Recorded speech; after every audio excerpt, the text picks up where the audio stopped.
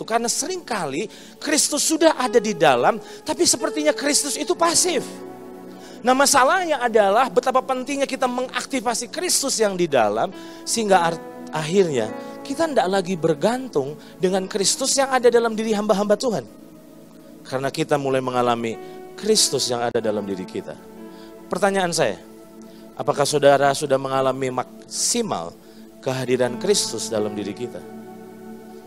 Karena berapa banyak seringkali kita sudah cukup lama di dalam kekristenan, tapi kita masih bergantung terus dengan hamba-hamba Tuhan masalahnya. Terima kasih untuk hamba-hamba Tuhan, tapi kita tidak hidup bergantung dari mereka. Amin, saudara. Nah, sekarang saya mencatat di sini bahwa kesempurnaan atau kedewasaan ternyata tidak mungkin dapat dicapai tanpa orang percaya mengalami secara maksimal Kristus yang ada di dalam kita. Masalahnya adalah gini, ada di tahap mana hari-hari ini kita? Saya ingin coba menunjukkan kepada saudara sebuah gambar yang saya buat untuk mencoba menolong pemahaman saudara tentang kedewasaan. Tidak bisa dipungkiri, saya berharap saudara bisa memahami gambar ini. Di masa kanak-kanak rohani kita, waktu kita bayi rohani, maka ternyata kebergantungan kita akan sesuatu yang dari luar diri kita sebenarnya bertambah. Anehnya, sejak kita lahir baru sebenarnya Kristus sudah ada dalam diri kita. Cuma masalahnya karena kita masih kanak-kanak rohani, maka sebenarnya kita masih butuh orang-orang yang di luar kita untuk menuntun dan membimbing kita.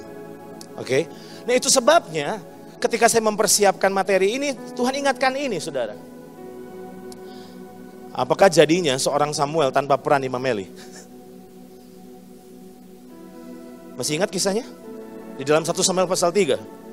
Tuhan memanggil Samuel. Pertanyaan saya, apakah Samuel langsung menangkap bahwa itu suara Tuhan? Tidak. Dia lari kepada Imam Eli karena dia pikir bahwa Imam Eli lah yang memanggilnya. Dan Tuhan memanggil dia 3 kali. Dia panggil lagi dan kembali Samuel tidak sadar bahwa sebetulnya suara itu adalah suara Tuhan. Bolak-balik 3 kali. Ketiga kalinya Imam Eli jadi curiga. Jangan-jangan ini anak bukan ngigo, bukan lagi mimpi buruk.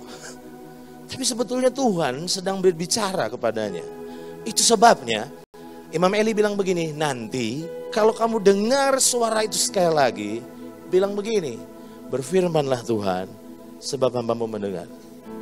Pertanyaan saya, apa jadinya seorang Samuel tanpa Imam Eli? Jadi artinya, waktu kita masa kanak-kanak rohani, kita butuh orang-orang yang membimbing kita, amin? Kita butuh, kita tidak bisa sombong. Oke, Kristus sudah ada dalam diri kita sejak kita lahir baru. Tetapi ternyata masa kanak-kanak membuat kita bergantung terhadap sesuatu yang di luar diri kita. Tapi yang menjadi masalahnya adalah begini, kita kan seharusnya bertumbuh dewasa. Dan ketika kita bertumbuh dewasa, maka apa yang terjadi? Yang terjadi adalah ternyata kebergantungan kita akan sesuatu yang berasal dari luar diri kita semakin berkurang. Karena bertumbuhnya kebergantungan kita terhadap sesuatu yang ada dalam diri kita. Jadi kalau saudara berkata, Pak, saya baru 3 bulan kenal Tuhan. Terima kasih, engkau butuh pembimbing. Tapi pertanyaan saya adalah begini, kalau kita menjalani kekristenan terus dengan bergantung pada pembimbing dan hamba-hamba Tuhan yang melayani, saya pikir ada sesuatu yang salah. Ada sesuatu yang salah. Jadi saya berharap bahwa teaching hari ini tidak membuat saudara jadi terbeban, tapi menjadi pencerahan buat saudara sehingga saudara tahu roadmap-nya. Ketika saudara masih kanak-kanak, saudara butuh pembimbing-pembimbing yang mendampingi saudara seperti Imam Eli mendampingi Samuel. Amin. Tapi ketika saudara terus bergerak, berjalan dengan Tuhan, harusnya saudara mulai bertumbuh dewasa. Dan pertumbuhan kedewasaan diukur dari berkurangnya kebergantungan terhadap sesuatu yang dari luar. Karena bertumbuhnya kebergantungan akan sesuatu yang ada dalam diri kita.